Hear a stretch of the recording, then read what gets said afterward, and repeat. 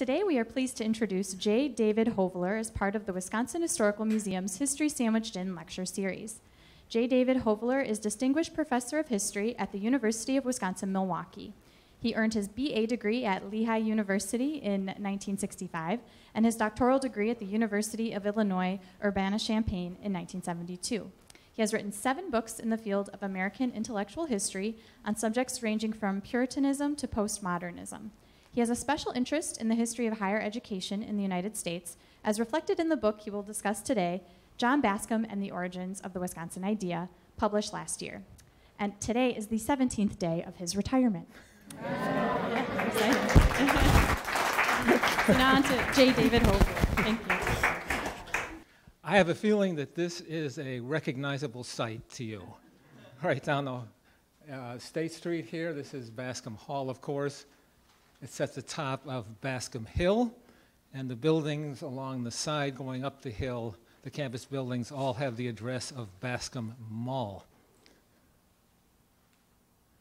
I have a feeling also that this is not a familiar face, but this is the person for whom that building is named. This is John Bascom, who served as president of the UW at Madison from 1874 to 1887. John Bascom was a philosopher, a theologian, sociologist, and a political reformer.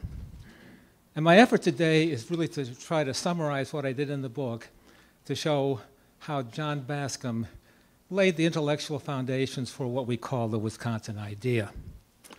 So let's start with an orientation, though, and what we mean by the Wisconsin Idea and where it fits into our history. We refer to the progressive era of American history as covering about the years 1901 to 1918. It was an era that saw government activity, reform legislation at all levels of our governments, from cities to states to the national level.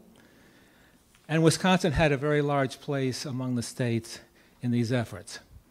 Governor Robert La Follette, of course, a very familiar name, but also Francis McGovern, were the 2 Republican governors who oversaw this legislative activity in Wisconsin.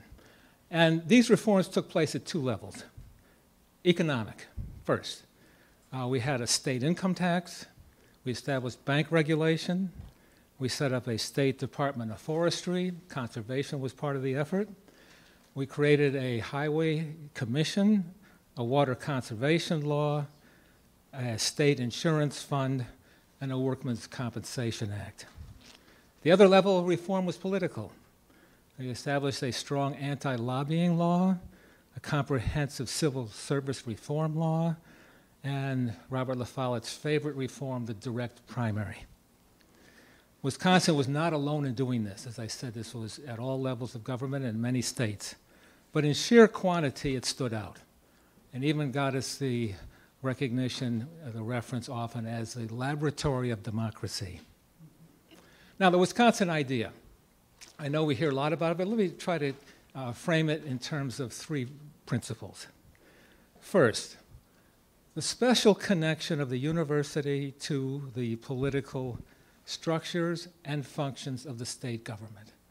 Connection of the university to the state government.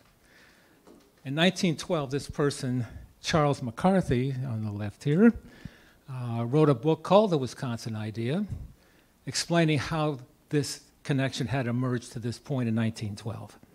He was the head of the Legislative Reference Library, which gave a role to professors doing research at Madison and making their research available to legislators for information, studies, research on which to base the reform legislation. When Richard T. Ely came here, we saw another possibility. Ely was at Johns Hopkins. He would be a part of the Wisconsin Idea in a major way, as we'll see. But he came here and he saw State Street. He said, my goodness, what an opportunity we have. We have the university at one end and the state capitol at the other. We should have a connection so that students are trained, apprenticed to work in government along the way of their education, and the university should play a major role, therefore, in fortifying the state government and its activities. This is Richard T. Ely, came here in 1892 and served for a long time thereafter. Another person involved in this was John R. Commons. Became very well known for the seminars he had in economics in which he involved students studying all aspects of economic history, statistics, and so on. Again, this was another contribution to this reference library available for state legislatures. A part of this state and university connection was the role of professors in the state government itself. I can think of no better example than the person who was president of the university during these years, Charles R. Van Hise. Van Hise was president. His academic field was geology, and he served on 5 different state commissions. If you look at the year 1910, you will find that there were no less than 36 professors in the university with service on state civic offices. Oh, shoot. I wanted to get to this first.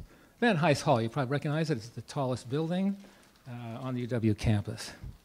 Okay, so another aspect, second feature of the Wisconsin idea is the outreach to the state on behalf of the university. Again, Van Hise is a very good source for us. You probably have seen this plaque at the top of Bascom Hill, and it's a famous quotation from President Van Hise. I will never be content until the beneficent influence of the university reaches every family in the state. This was the ideal, that the university would reach out to the state, and again, we would go from the research and scholarship of professors into the lives of citizens. This is one thing that got Wisconsin a lot of attention. If you know the name Lincoln Steffens, he was one of the muckrakers, the pioneer journalist of his day. Came to Wisconsin, always suspicious of what he heard, but he was so impressed that he wrote a book for his magazine called A State Goes to College. And what he found here was extension courses, correspondence courses, agricultural exhibits at state fairs, farmers' institutes to demonstrate the impact of seed varieties and fertilizers and pesticides and so on, and was quite impressed by this development at this campus above all. In fact, you know, when Van Hise was invited to Harvard to receive an honorary degree, Harvard's president, Charles Eliot, said to him, "You know, Charles, you are president of the most important state university in the United States." And the third component is the commitment to academic freedom and the pursuit of truth.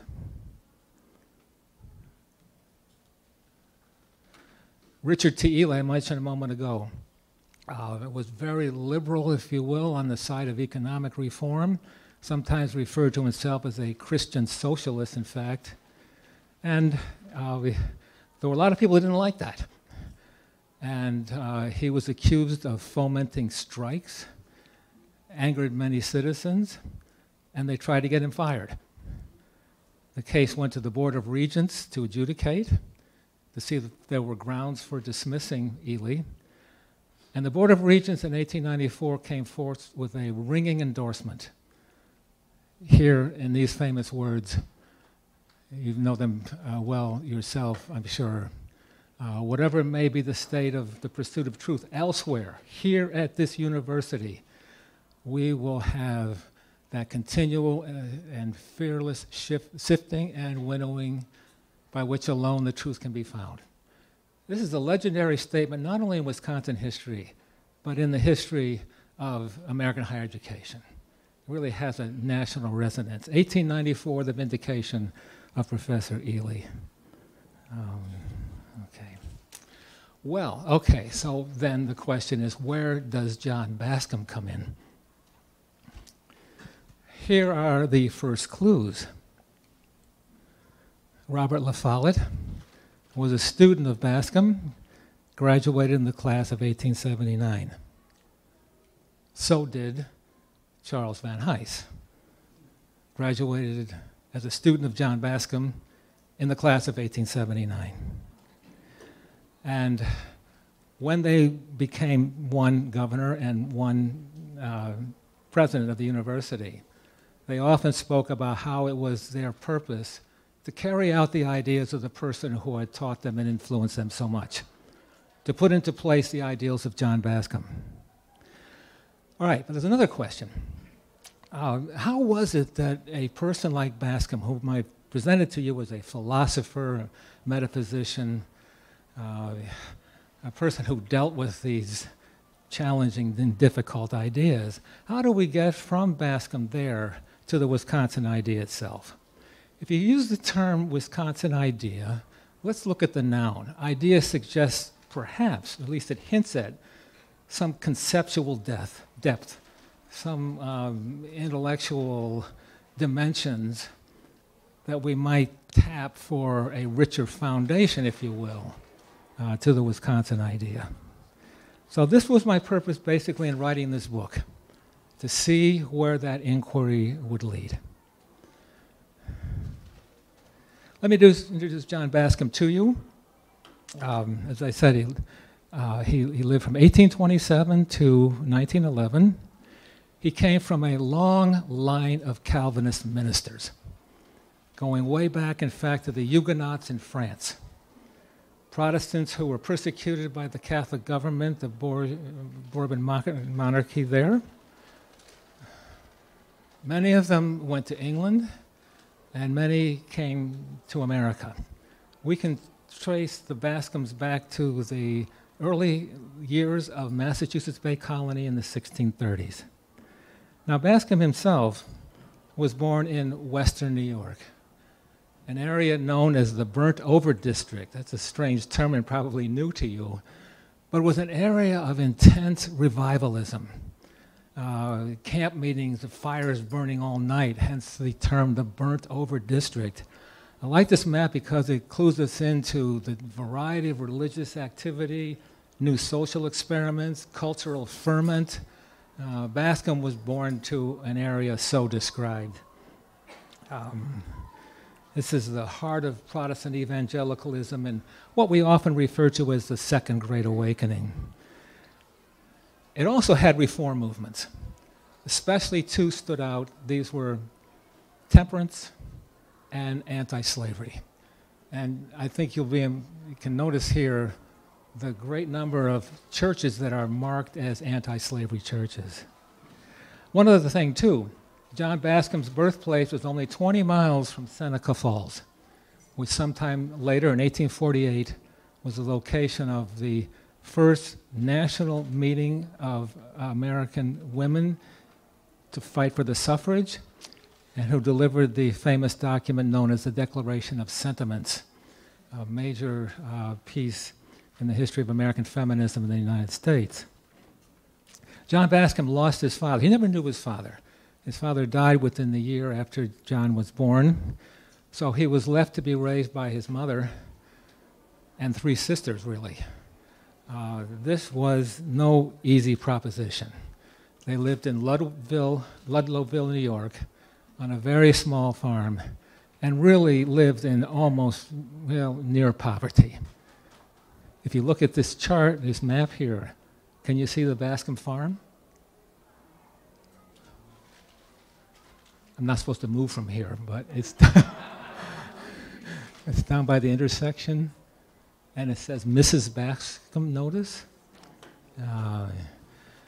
I'm always pleased to acknowledge my debt to President Ray Cross of the UW system, who found this for me and sent it over, so I was happy to see that. Okay. So now we have to take a look at John Bascom's intellectual career. This can be challenging. We're dealing with some very intense philosophical questions. This is the part of the book I love to work on. I love to be involved in the powerful minds that Bascom himself was challenging and taking on. My challenge is to try to summarize this in a way that will be meaningful without going into a lot of detail in a short presentation. But let me do this by saying that there were three intellectual influences that help us understand John Bascom. First, the influence of German philosophical idealism. And this was a war on two fronts.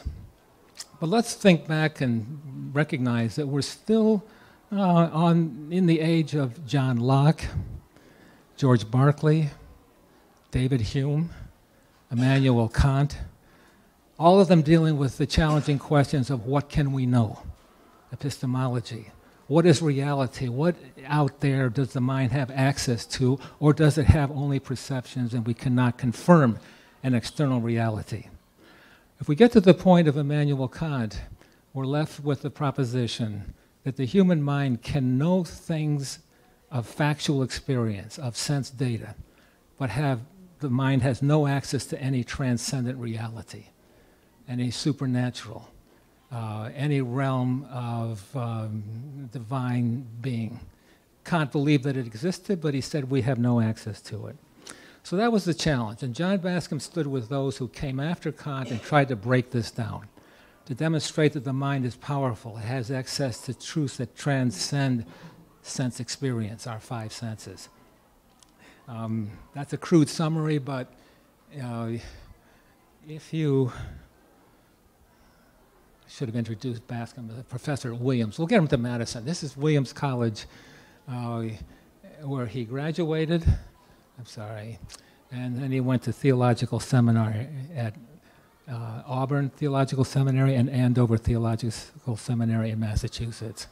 So for 20 years before he came to Madison, he was a professor at his alma mater. And this is where we find him dealing with these difficult philosophical matters. Okay, so as I said, Immanuel Kant is the key transition figure here. The effort is to break down the hard dualism of spiritual reality and factual, sensual reality. Bascom is one who will mix these two into a dynamic relationship. Okay, secondly, within the realm of German philosophical idealism, a challenge that came later in the middle 19th century was the challenge of positivism and associated philosophies of empiricism. Basically, the effort here was to limit philosophy to what we can know positively. Philosophy has no legitimate business speculating about origins and ends, about essences, noumena, or the transcendent and supernatural. The challenge of people like John Bascom was to refute these limitations and show once again the power of the mind to have a transcendent knowledge of things. This would create a partnership, if you will, between philosophical endeavors and religious truth. So I think maybe I can help here a bit. If you've studied the American Transcendentalists, you will see the company that John Bascom's in. The big difference is that he was much more emphatically Christian than they were. But he's certainly in the intellectual circle of people like Ralph Waldo Emerson here, Margaret Fuller, and Henry David Thoreau. Theodore Parker and others are part of this American Transcendentalism. Okay. The second influence of these three intellectual commitments that John Bascom had is liberal Protestant theology. Bascom was a committed Christian thinker, but emphatically on the side of modernism against orthodoxy. As I said, he came from a long, long family of Calvinist ministers, and he was resolved almost year by year as he grew up to break from that hard religious theological system of John Calvin. There's a lot of John Bascom's writings about the state of religion in America and the condition of the churches. And he had two complaints against contemporary Christianity. One, he said, it's intellectually narrow. It's immune to new knowledge, especially knowledge coming from the sciences. Our thinking, our religious thinking, he said, is locked into creeds and confessions and other forms of dogma. We seem to be obsessed with questions that are rather meaningless, he felt: original sin, predestination, vicarious atonement, and far too attached to biblical truth as the sole and unwavering foundation of our faith. He wanted a much more expansive opening of Christian thinking to all new knowledge. And secondly, in terms of his complaint against the churches, he charged that they were too narrowly and wrongly focused. Religion needs to be more involved in the world, he believed. True religion is spiritual and moral and seeks to reshape the world accordingly. So this you'll recognize, I think, as a kind of familiar expression of the social gospel. Our churches today, he said, are too much bound to the class system. They are too connected to powerful business interests.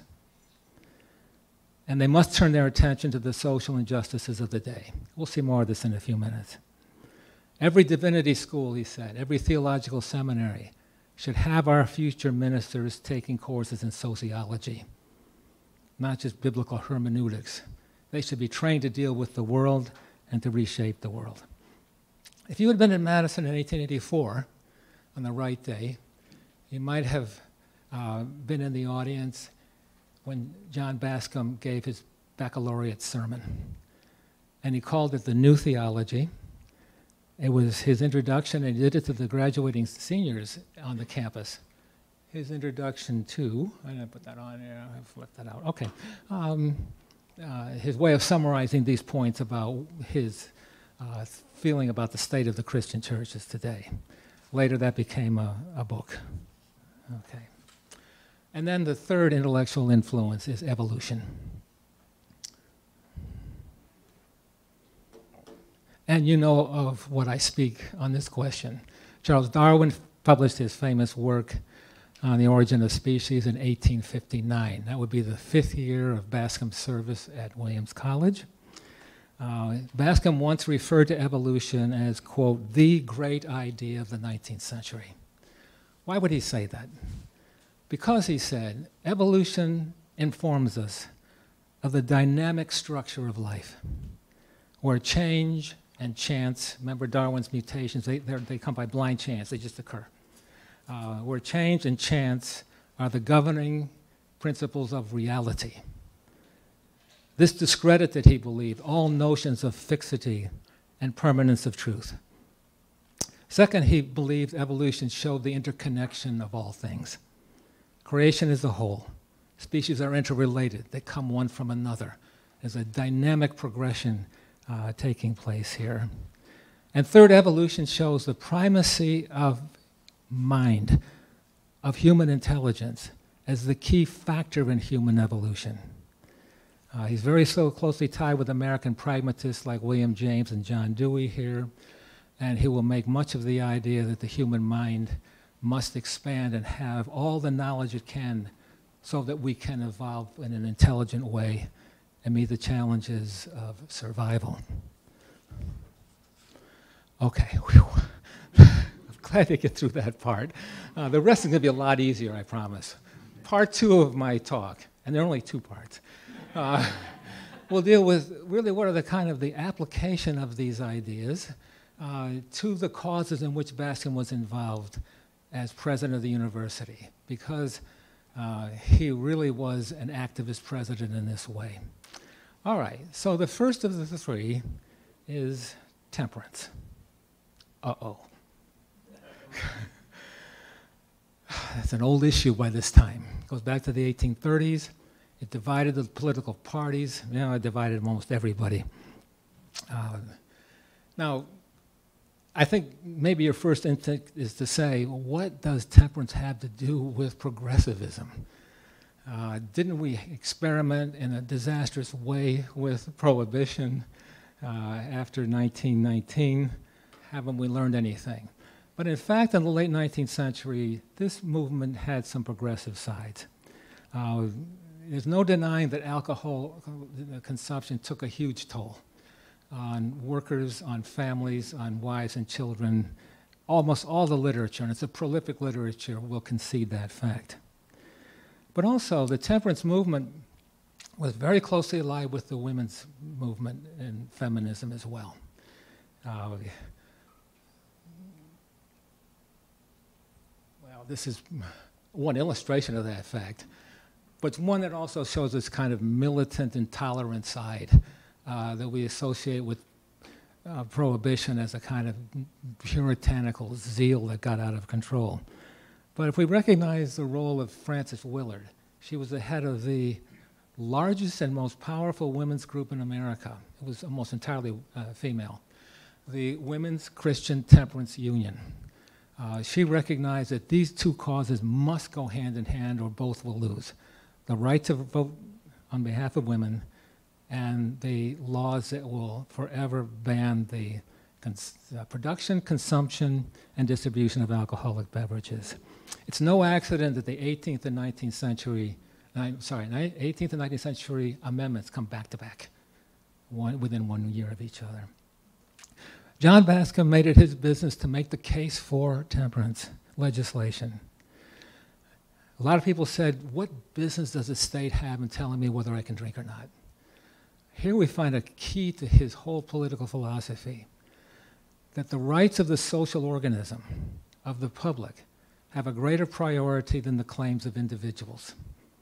This will be controversial, but this is emphatic and thematic of Bascom on all of these reform issues. It's not a matter of personal liberty when alcohol is destroying the very fibers of our society. I'll quote from John Bascom here. So when we deal with temperance, we take on the extended and inevitable connection of intemperance with crime, with insanity, with idiocy, with the lives of women and children stripped of all safety by the evil of alcohol.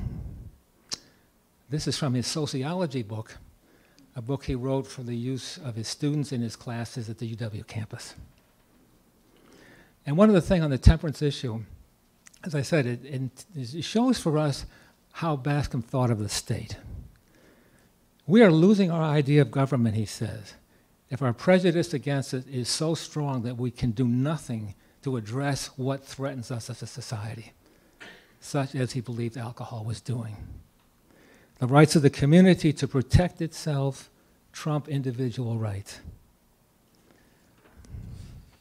Pure and simple. Okay. The next cause in the three was the case for American women.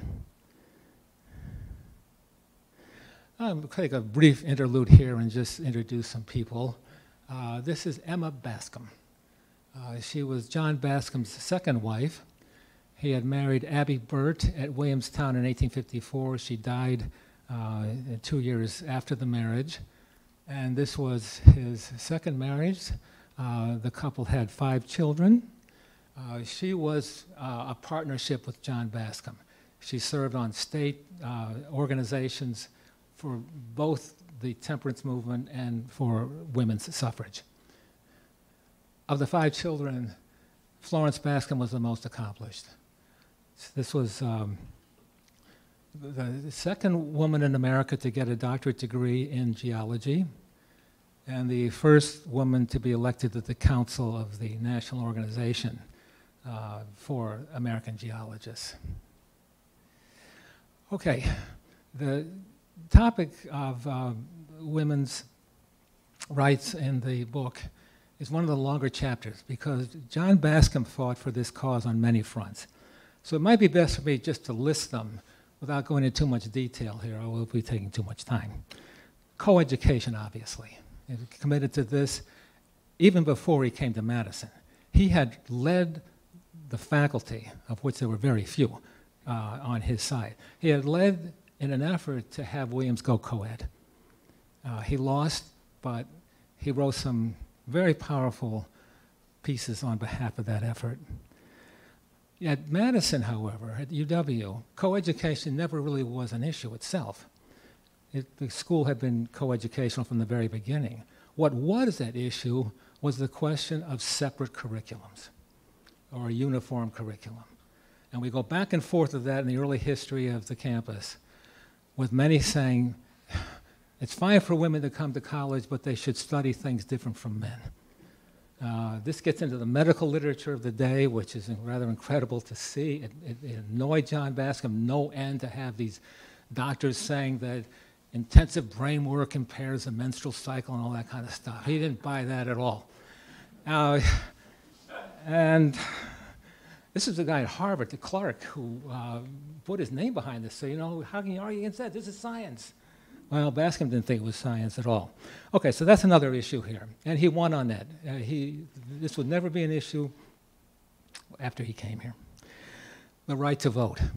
You know, not all of the women reformers of the day wanted women to vote. But Bascom was on the radical side of this issue.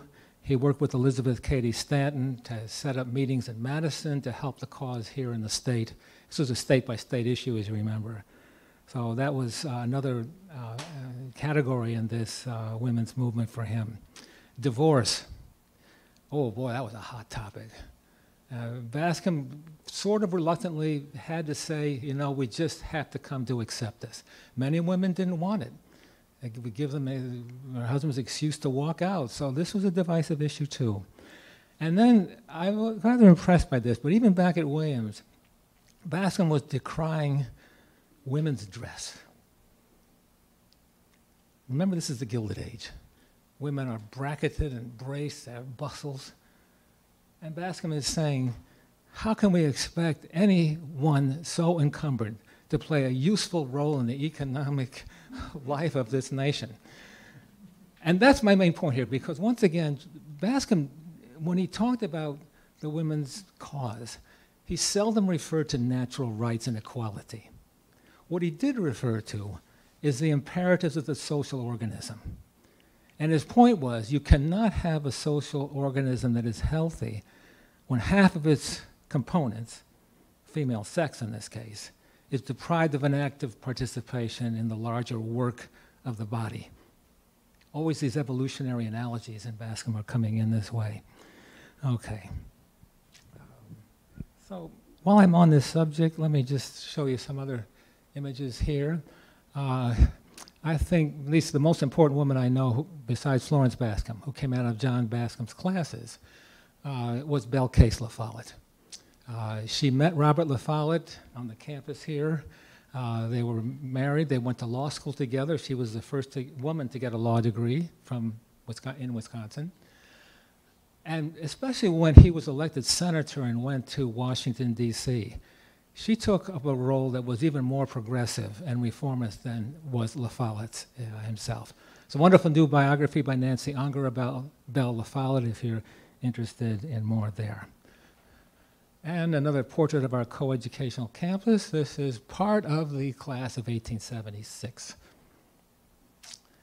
and what will later be known as Bascom Hall at the top. But it's the same place. And another student to come out of the Bascom years was the famous historian Frederick Jackson Turner, famous for his frontier thesis. This is a seminar he held at Madison, but notice the students. More than half are female. And then the third cause, money and class. The labor question, often known as the social question. We may tend to forget something about the Gilded Age. When we think of all the new money on the land, we think of the big chateaus on Fifth Avenue, the private summer estates in Newport, Rhode Island, and so on, private railroad cars. We think it's an age of great affluence. It was very much a troubled age, however. This was an age that saw more strikes than any other era of our history. You can cite a number of them. This is the Haymarket Rebellion in Chicago in 1886. But think of the Great Railroad Strike of 1877. The Homestead Strike at the Carnegie Steel Works outside of Pittsburgh. The Pullman Strike shut down the U.S. mails. These were the more dramatic ones, but they were taking place all the time. This was the social question. Many feared that we would not survive it, that an angry group of anarchists, socialists, discontented workers would bring the whole house down. So, Bascom took up this issue too, but I'm careful to point out that John Bascom was very much an admirer of capitalism. He admired its creativity, its inventiveness.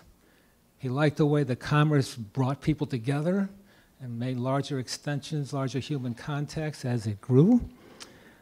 But he was very much afraid of a terrible imbalance emerging in American society, where too much concentration of wealth did exactly what he always feared. It upset the social equilibrium. It upset the balance and harmony of the social organism. And he was concerned that workers were powerless.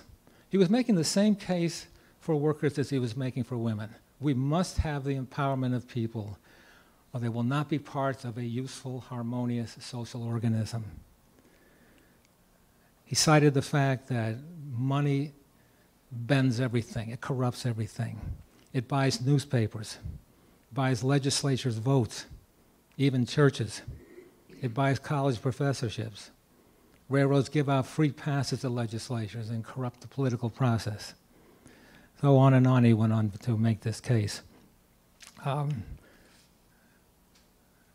So he came down to this. He became defensive of the right of workers to organize and to form unions. You must have power one place to counteract the power in another place, the trusts and the corporations. But more controversial, actually, was when he actually endorsed the strike. If labor has to take that recourse, then let it. It's a question, once again, of power. And a lot of people were wary of that direction. I would just summarize here in saying that I know of no president, and I've studied American higher education quite a bit, no president of any major college or university at this time that was more outspokenly progressive on these issues, especially women and labor, than was John Bascom at Madison. Okay, so I'll finish up by just rounding out some things. I should reinforce what I was saying about John Bascom and his view of the state and of government. Once again, he said society is not an aggregate of individual citizens. It's an organism, a whole, a meaningful collectivity. And as an organism, as an individual, must adapt, this is Darwinism, the age of evolution, must adapt so much to society too. It must act to assure that all of its parts are healthy.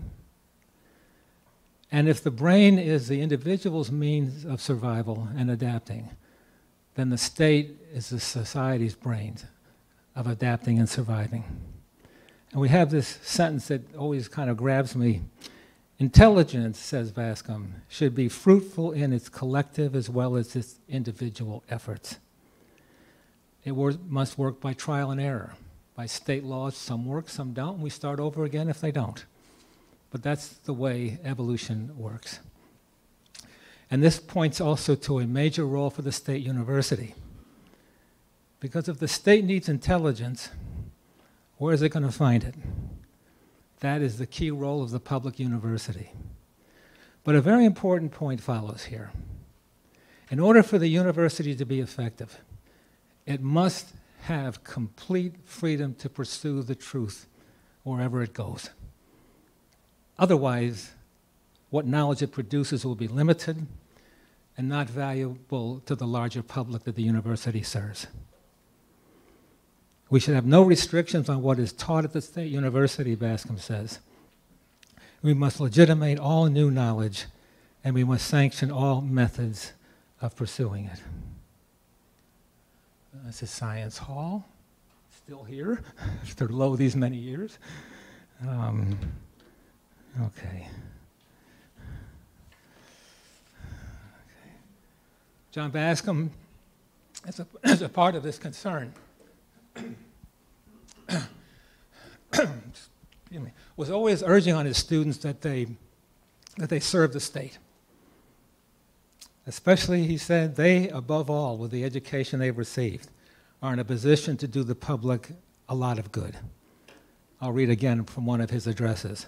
The graduates of state universities have a duty to carry into action, through state offices or through a large public influence, the ideas that will bring about the just state and usher in the new era of collective power. This is what Robert La Follette wrote about his former teacher, John Bascom.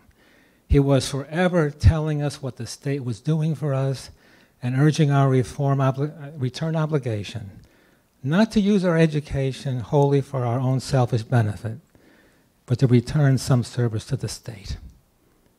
And then La Follette said of Bascom, this is why it may be said that John Bascom was the originator of the Wisconsin idea in education. So I'd like to finish up by referring to something from the year 1876. In that year, this is our campus, John Bascom asked the student newspaper to have a piece by him placed in its forthcoming issue. Now, it just happened that the owner of the campus newspaper was none other than Robert La Follette, the student. When he arrived in Madison to enter the university, he bought the paper, and he went out and sold advertising for it. He made money for the paper, and he made money for himself to help finance his own education. But in any case, as far as I know, this may be the first contact between these two people, even before the classroom. But the piece that Bascom placed in the paper was called The Spirit of the University. And this is how he described it. That spirit is something that transcends the classroom and the formalities of the campus life. Instead, he said, it is, quote, an inspiration, a growing estimate of truth, an appetite for excellence. The central quality of our spirit as a university should be a large-minded love of knowledge, a thorough disposition candidly and completely to know the truth. He urged that the University of Wisconsin, quote, escape the spirit that dare not inquire, lest it should break in on beliefs already entertained. This was 1876. 18 years later, we had the famous sifting and winnowing statement from the Board of Regents, and we are getting well into the full realization of the Wisconsin idea at that time. Thank you.